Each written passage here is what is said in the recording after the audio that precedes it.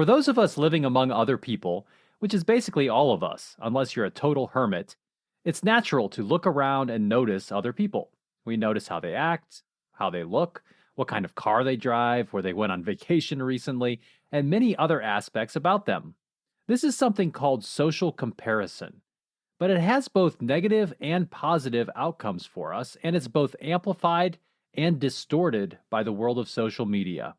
It's something that happens so naturally that many of us may not realize that it's happening, but we should. In this episode, we discuss. Welcome to the Indigo Podcast, an exploration of human flourishing at work and beyond. I'm Ben Barron of Indigo Anchor and Cleveland State University. And I'm Chris Everett of Indigo Anchor.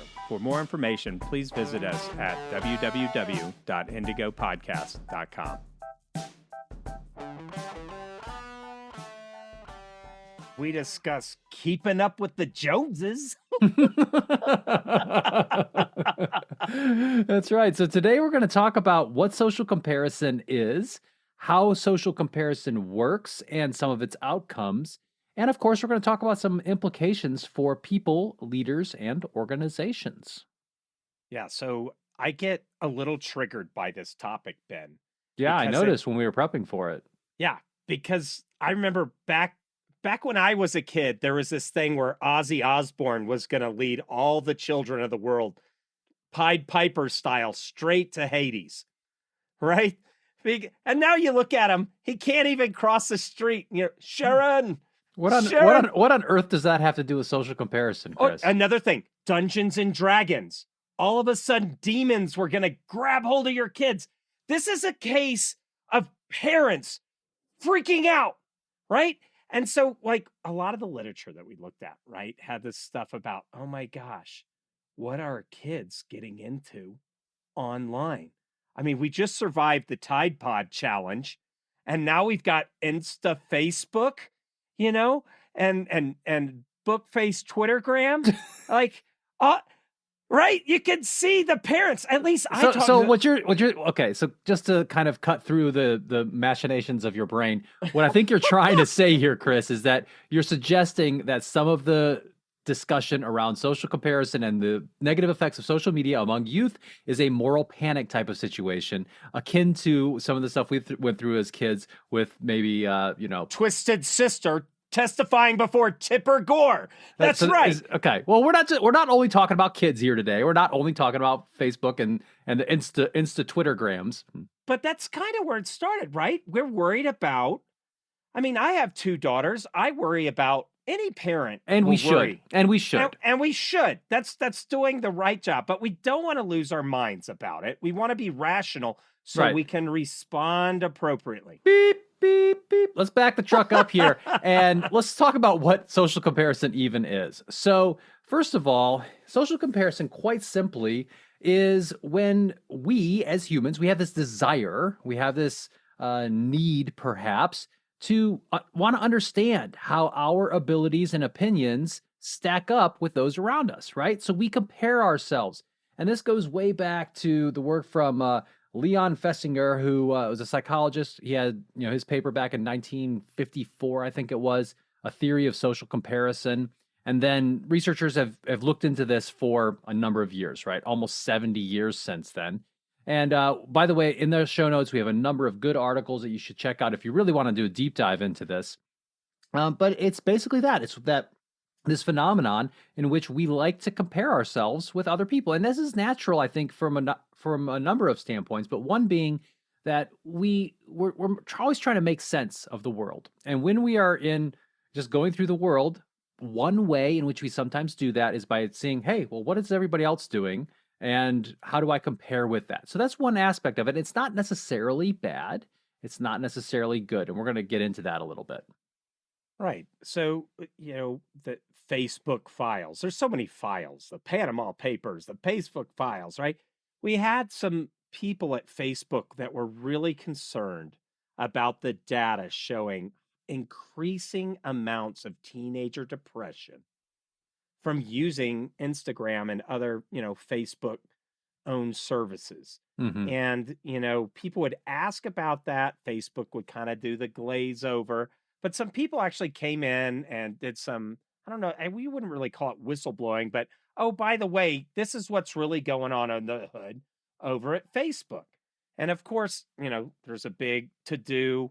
I don't know how many times poor Zuckerberg has had to go testify in front of lawmakers over in Well, Washington. first of all, I wouldn't call Zuckerberg poor by any stretch. Either I don't feel sorry for him, and he's definitely not poor. Well, let me tell you why I feel sorry for Zuckerberg. I remember tuning in. I had a break from work, so I tuned in, and there's some representative that was saying, "So wait a minute, you take our information and use that to serve us ads?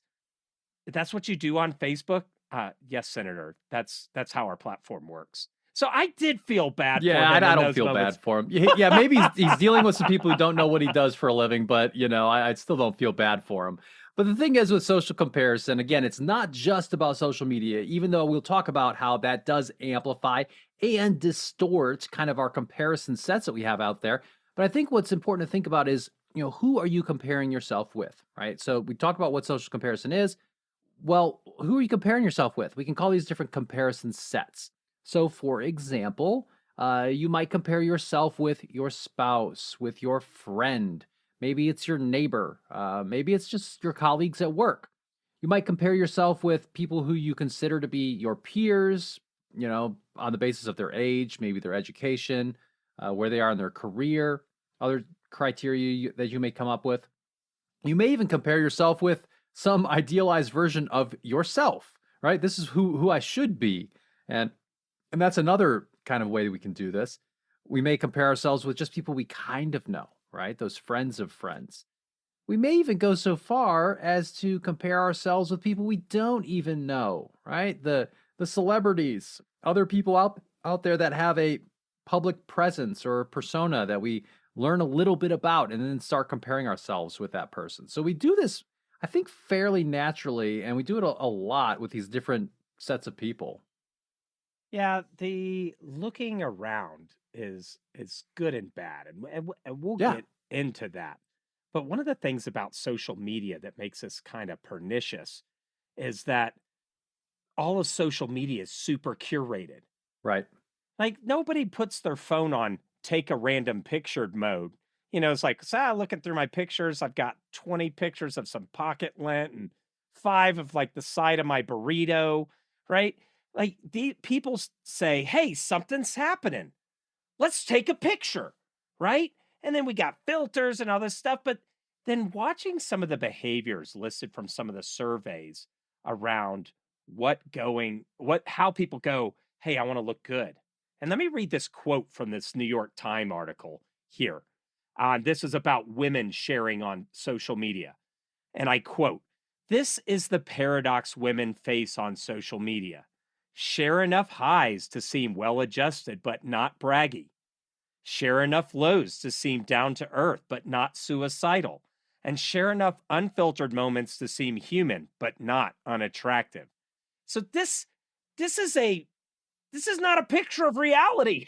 This is right. deliberately, and it should be curated because we don't want pictures like 20 pictures of pocket lint in my Facebook feed. Right. So we compare ourselves with people, IRL in real life, but we also do it through social media. And I think particularly it is maybe when we're more isolated, right? If you've been less around people in real life, you're doing this even more perhaps on social media platforms. And then just with the overall growth of social media as part of what we consume information wise. But you're right, it is a curated version of everyone's existence.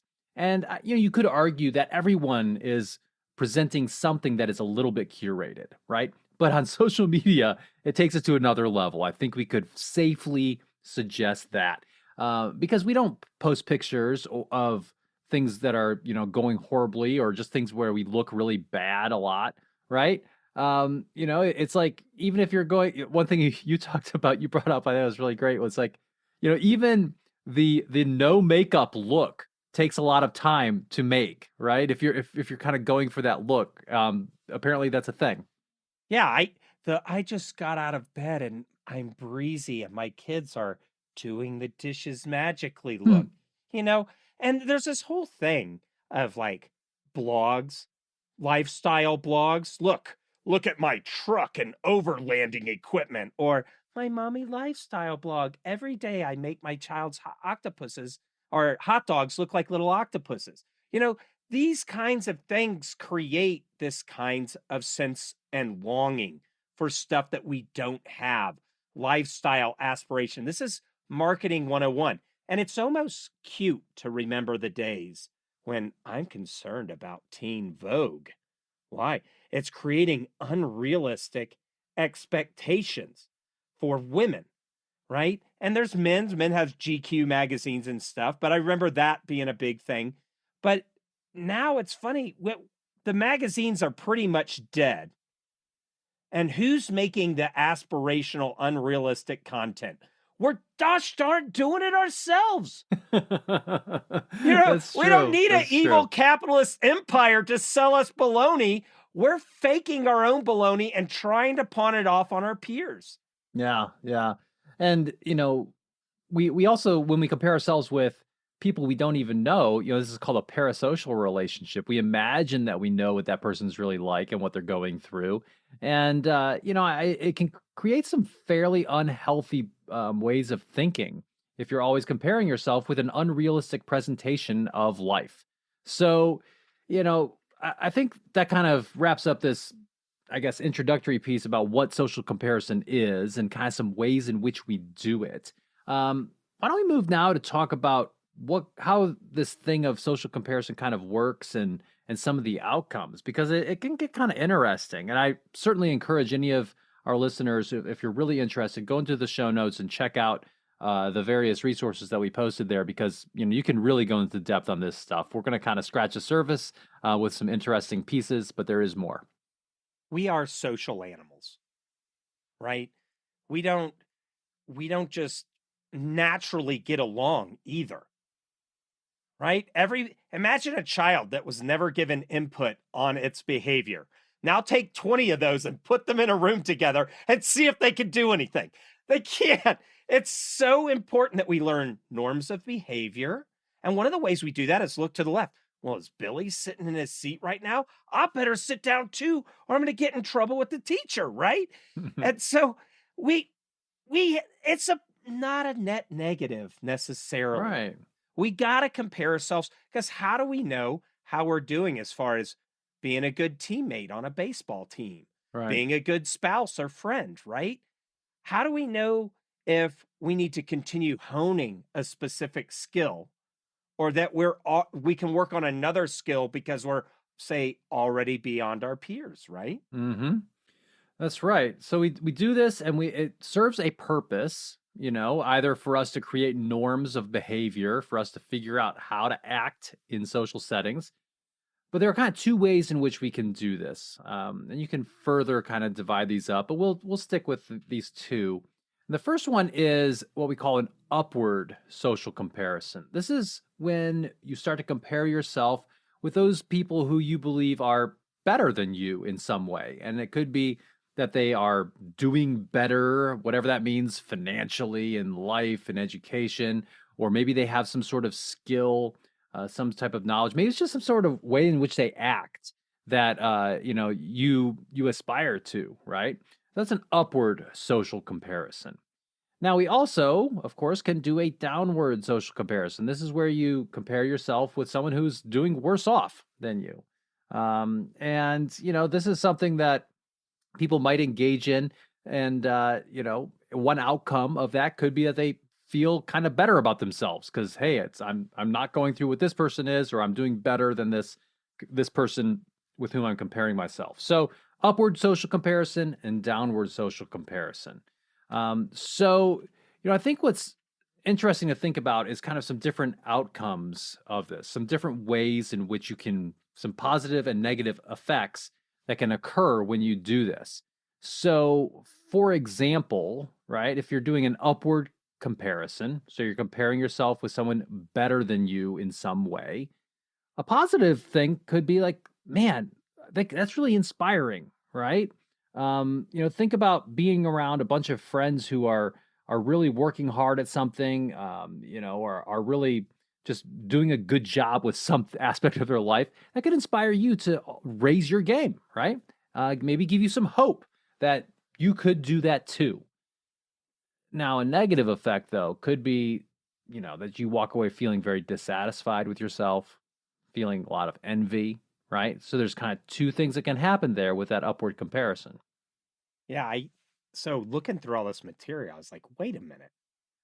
Let's just find out how pernicious this is on an individual level. And I called some friends up. I said, listen, I'll never tell anybody, but tell me. And they're like, oh yeah, I feel some of these ways. And I want to let you know, so like I live in Park City, Utah. Most people here are doing really well off. But one person was sharing a lot of the despondency that they felt around how well they were doing. Now, this person is probably in the top 5% of earners in the US. And it was like, man, dude, you're in Park City. You've already arrived. Right? Like you're in, like, I know you're not the 1%, but not everybody can be a Bezos with a rocket to the moon, right? You're like, but this comparison was so acute because of the people he was around. He had a lot of that dissatisfaction and envy for the people around, not having that broader context. So if you sat him down, and I did, I said, man, like, look how successful you are. He's like, I know. I don't know why. I just can't stop comparing myself.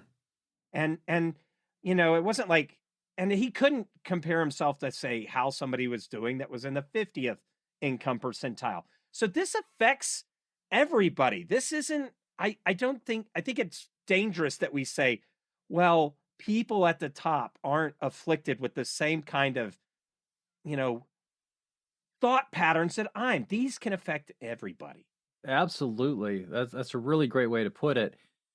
So in that case, this person making some potentially upward comparisons, but having these negative effects of dissatisfaction and envy.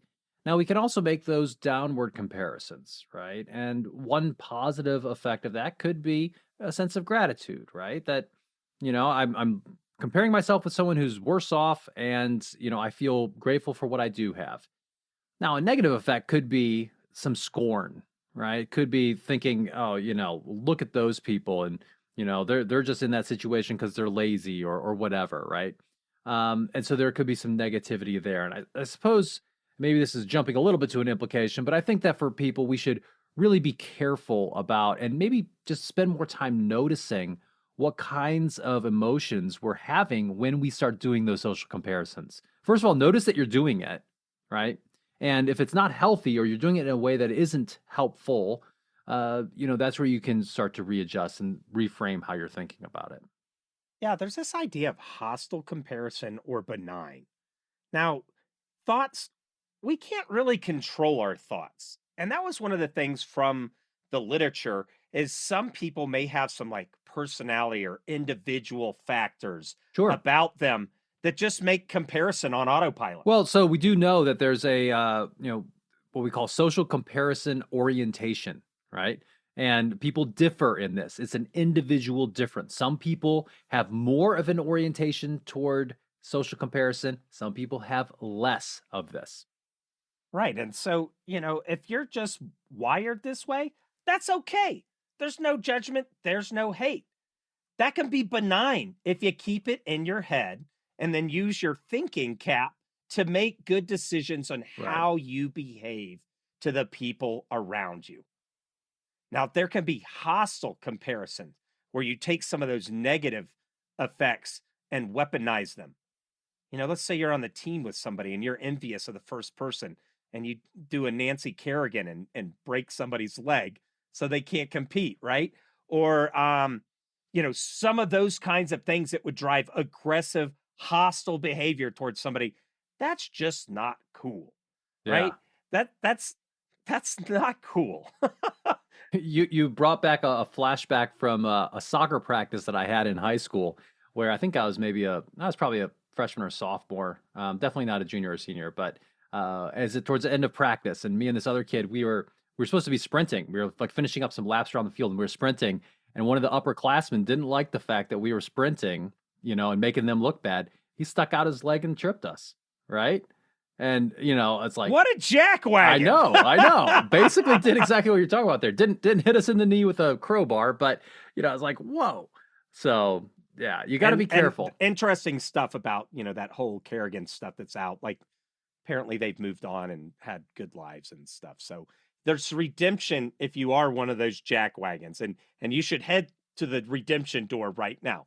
But here's the thing. When we fill our minds, if we're susceptible to this, now the positive thing is social media doesn't affect everybody super, super negatively. They may have a flash of envy, but there's not this pernicious negative depression. Now, people that are like predisposed to depression or maybe have some clinical depression stuff, this stuff can play a role. Now, right. It could exacerbate the symptoms of whatever you're going through already. Right. Right. But like MSG is bad for some people.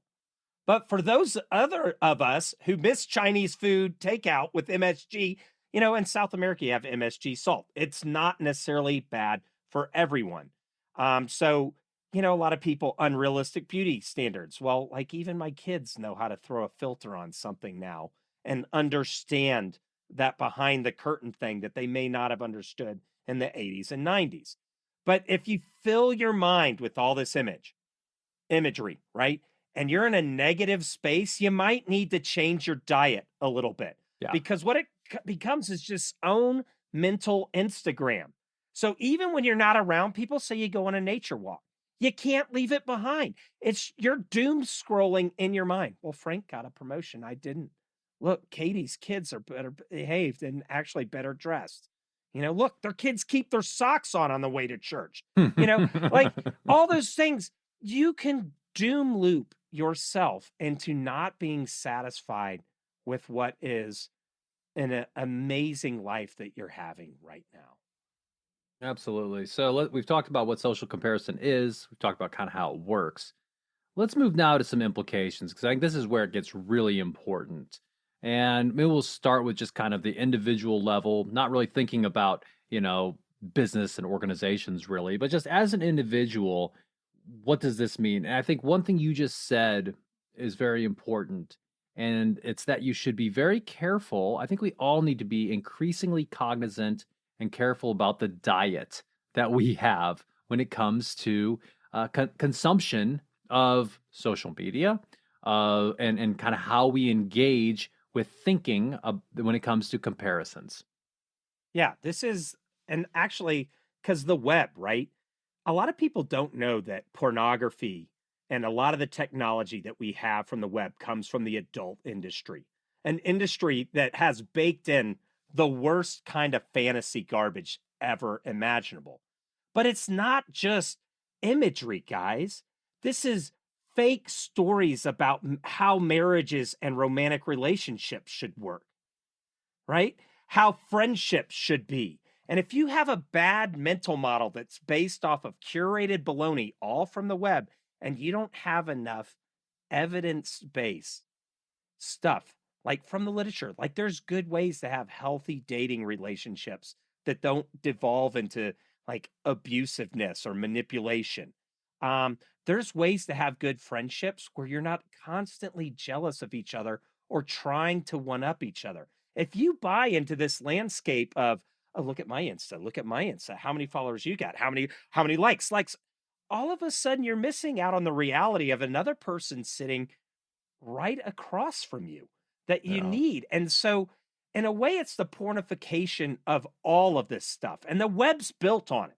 Now, we can use that for good, like sharing hilarious memes, sending an email or pictures of the grandkids to the grandparents, right? That's good. Another thing is finding, like, Ben, what were you talking about? There was one of the weightlifting forums, right? Like you can get good lifting, like how to lift weights or eat healthy. That's a good way. Using this information for good to push yourself and maybe even building a network of people not in your own hood, like mentors, role models, those kinds of things. Sure. I think the one key here is be careful about how you choose your comparison set. So we talked earlier about a comparison set. and be careful who your comparison set is. Make sure it's some comparison set that is that maybe is a group that you aspire to become more like, right? You could use this natural urge that we have to compare ourselves as a way to make yourself better, right? Surround yourself with people who are living good lives when I say good life, what I think of is an ethical life, a life that is giving to other people, that is reflective, that is honest, like those types of things. That's hardworking, right? Those types of things can then push you, I think, to act in better ways. You become the people you're around, right? I'm reminded of I think Adam Grant, the organizational psychologist. He's the most famous of us. And he deserves it. He's a good guy. He's a good guy. Yeah. So one thing he says a lot, and or at least I've heard him say a couple times, is if you're out interviewing in an organization, you should really to get a job there, you should take a look around at all the people, and you should say, what are they like? Because guess what? If you work there and you stay there for a long time, you're probably going to become more like them, right? Because that's your comparison set, and that's that can be a very strong influence on your norms, your behaviors, your way of thinking. So find a good group. Be careful about who your comparison set is. Finding mentors and role models, that could be a great way to use this in a positive way.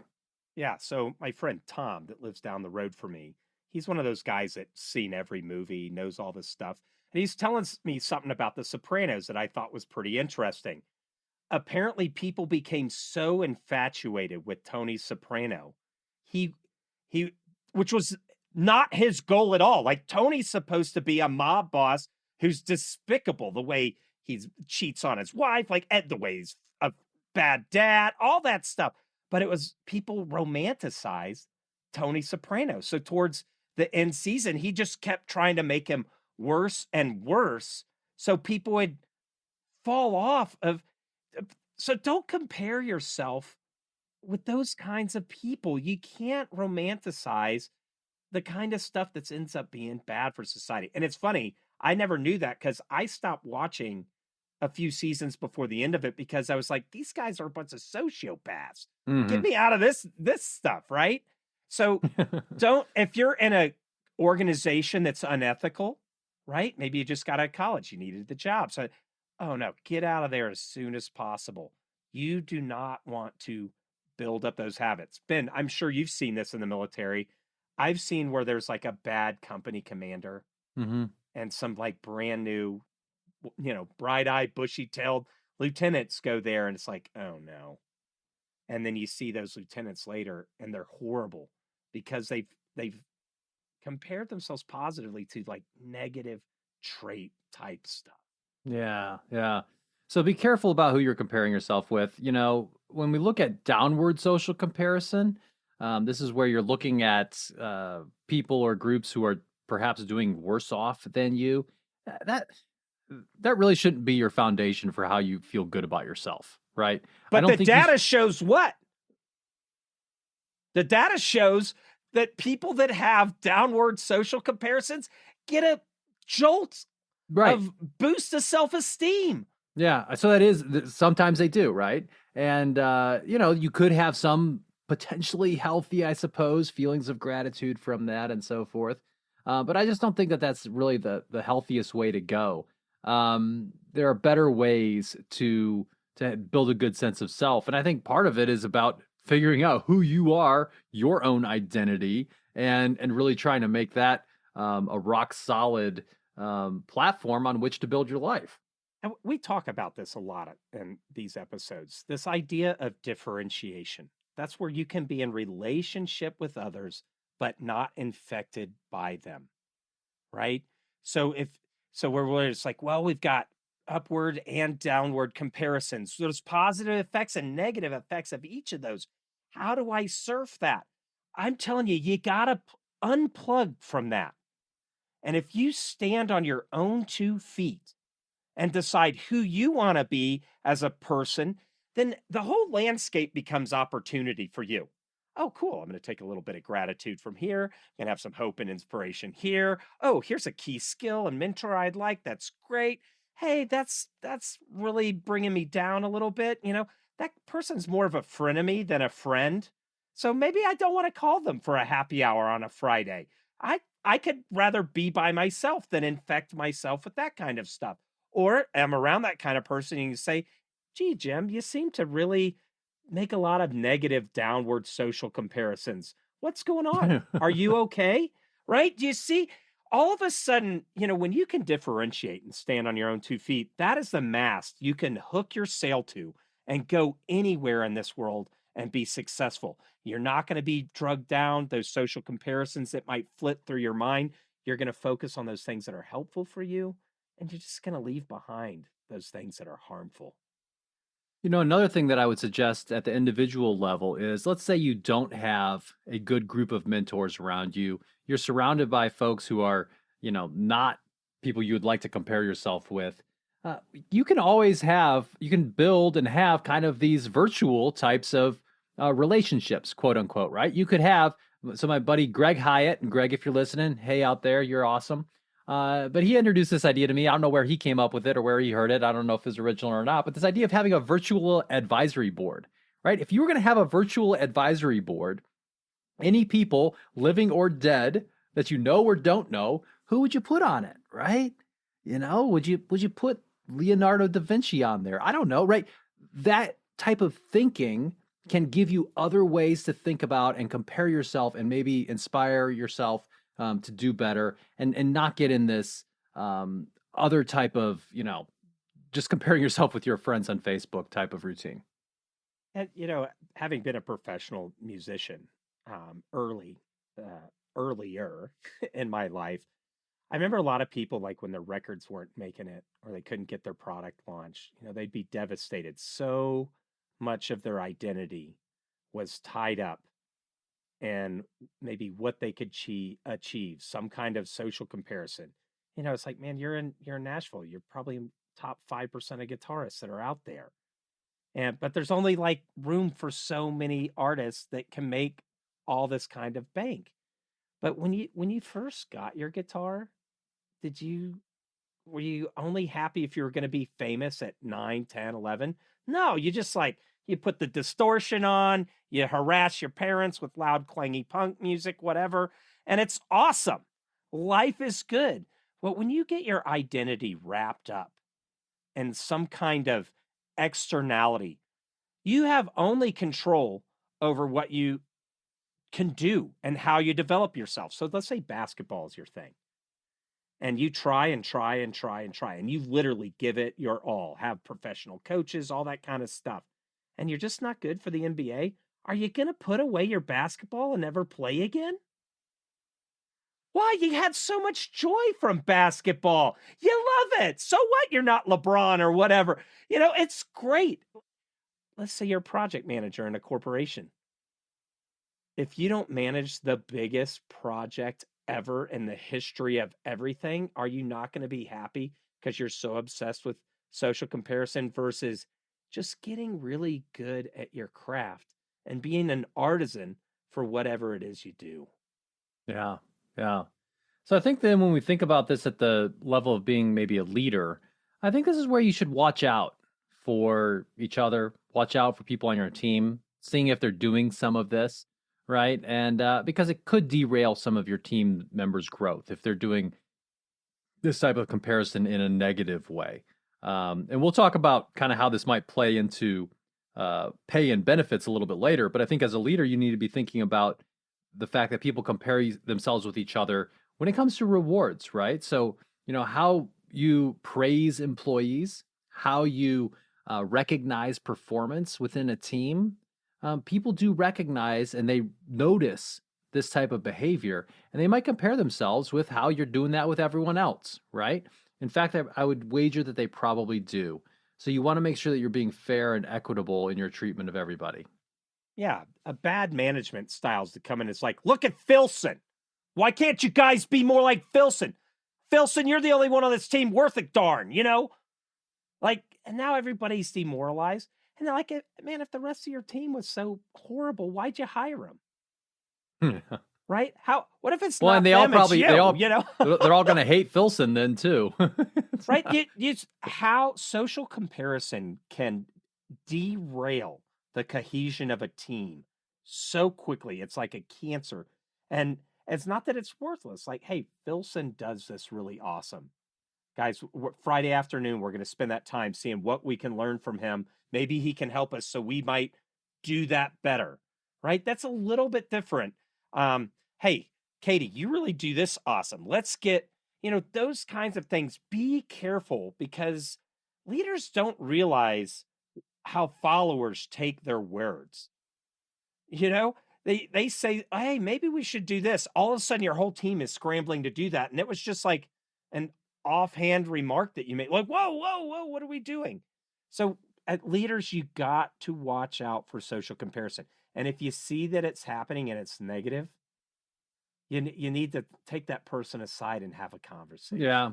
Well, and I would also suggest that this might be something that's hard to notice, right? And so, because it might be just be happening inside people's brains. And that's where your job as a leader is to create the conditions such that if people are comparing themselves, that it's a more reasonable type of comparison, right? That, if they see me rewarding or praising this one person, that it was truly justified, right? So maybe we now move and talk a little bit more kind of things at the organizational level, some implications there. One more thing I want to add on the leaders level. No. Is no. We're going to organizations now. No. So like I had this one NCO and I've had similar situations out in the corporate world, but I'm thinking about this one first sergeant that was getting ready for sergeant major, and he was literally 10 steps above his peers.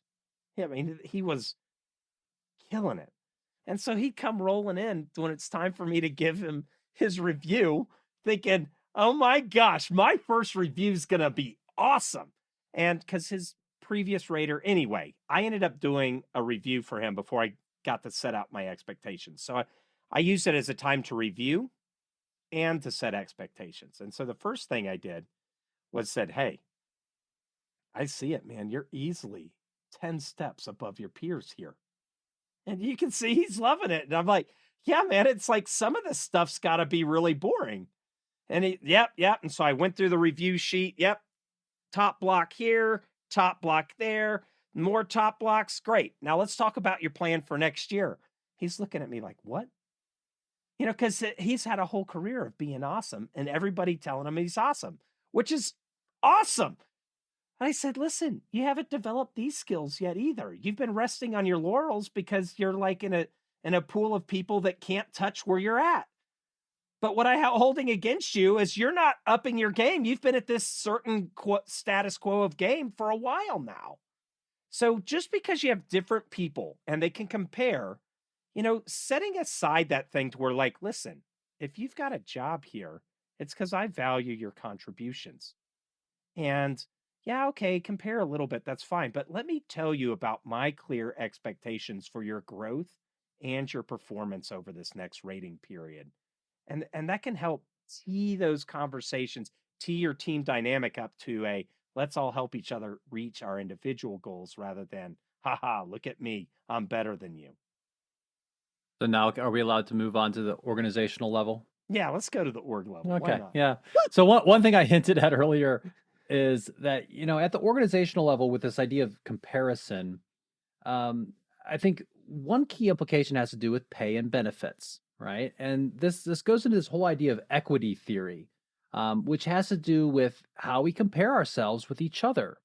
There are a lot of different ways you can think about employee motivation, but this is one of them. And it has to do with how we look at our inputs, what we bring to the job and what we get out of the job, right? We may bring a certain level of effort, a certain level of education, a certain level of knowledge and skill, and we may get out of the job certain things like a level of pay, a level of respect, autonomy in our work, all those types of things.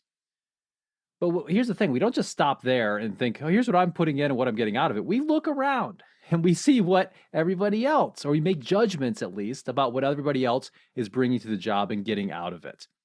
And when we perceive that the ratio of our inputs and outputs differs from the ratio of someone else's inputs and outputs, we start thinking, man, gosh, that person has 10 years fewer experience than I do and, gets the same pay as I do. Like, Lots of women for many, many, many years rolling their eyes right yeah, now. yeah. Yeah, the pay disparity between men and women for doing the same job.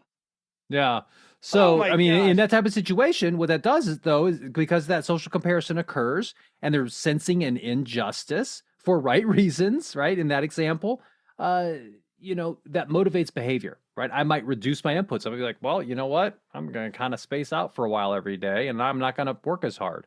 Or I might demand more outputs. I may go say, hey, you will give me a raise, right? A whole bunch of different things can happen after that. But I think what this implies for organizations is, hey, know that people are comparing themselves with each other. And so what you should do from a pay and benefits perspective, particularly, from pay perspective is, realize that people talk. You need to be fair with your pay.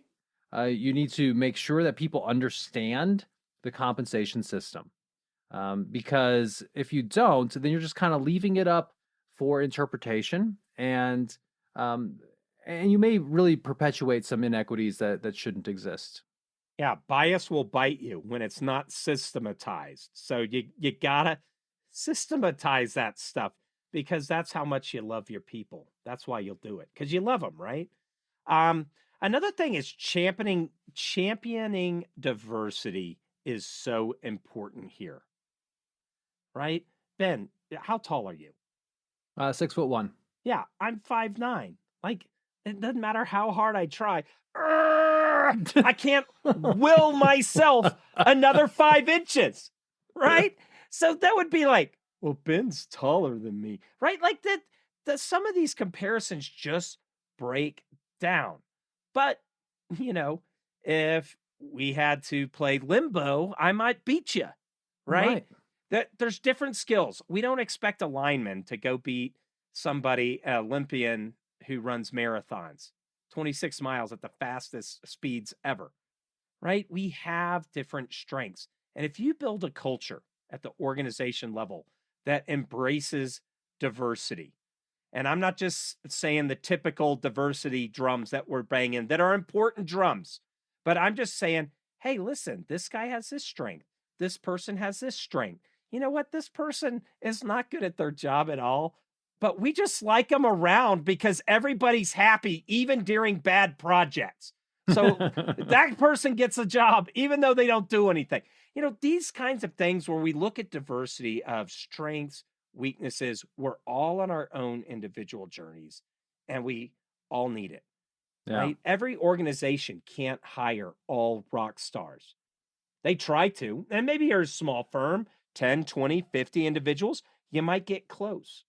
But if you're an enterprise organization with 20, 50, 100,000, you're going to have to make mission with regular people. Yeah. And regular people have awesome things about them and some skills that they're just like, I'm okay at this part. Yeah. Another way in which organizations can use this idea of social comparison for the good of the organization is really identify what your values are as an organization and have some specific behaviors that align with those values. And then take it a step further. And, that's where you can start to find examples of this in your organization and suggest this as a comparison set, right? We do this a lot in the Navy and as well in other aspects of the military, I'm sure, where we deliberately talk about our history, right? It's very clear who the villains and the heroes of our organization are. And those stories that we tell become part of our culture because they communicate what we care about, what's important, what types of behaviors are expected, supported, and rewarded.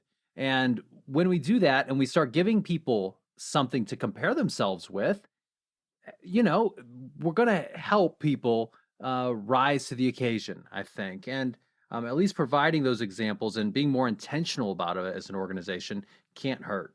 Let's do a concrete one, Ben. Maybe use one from the Navy or one we've used with a client. Like, give an example of a value and maybe some of the behaviors that would support that value. Okay, so for example, do you want me to pick like a naval hero or something? Right, yeah, but we just told CEOs and stuff of orgs, hey, Yeah. like have a strong set of values and then list those behaviors. So I don't know, Ben, pick it. Look here, she's like, we're doing it live. Yeah. Pick a value and some behaviors. All right. So, well, I guess in the Navy, we have core values of honor, courage, and commitment, right?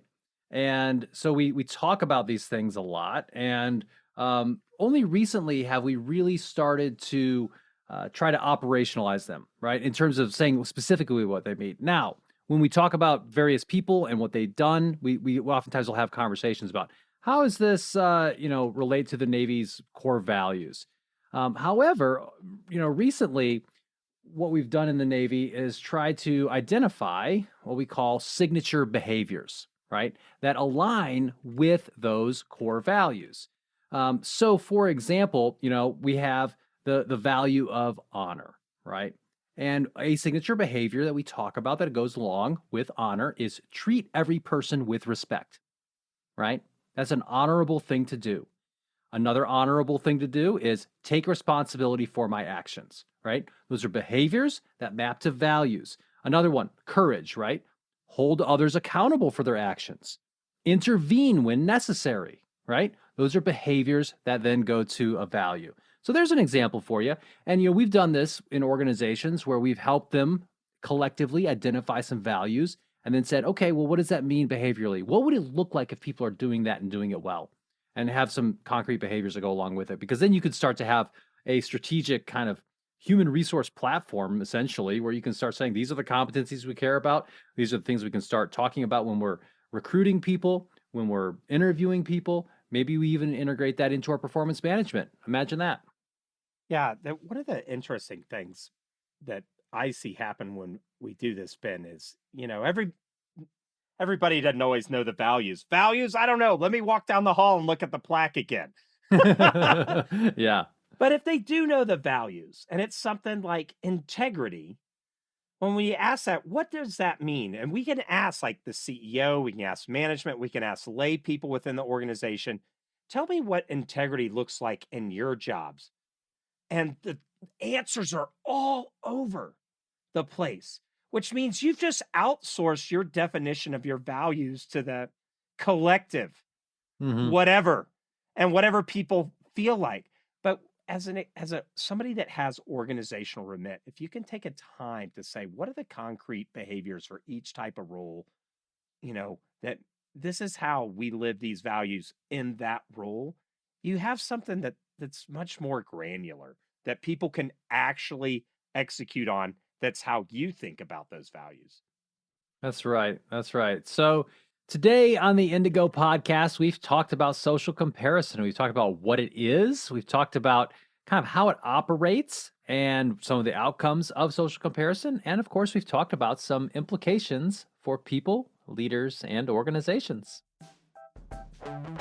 Thanks for listening to the Indigo Podcast. If you like this podcast, please consider helping us by rating us on Apple Podcasts or wherever you listen, telling your friends about us, having us on your podcast, or mentioning us on social media. Our website is www.indigopodcast.com, where you can access more information about us and this episode. Thanks again, and we look forward to talking with you again soon.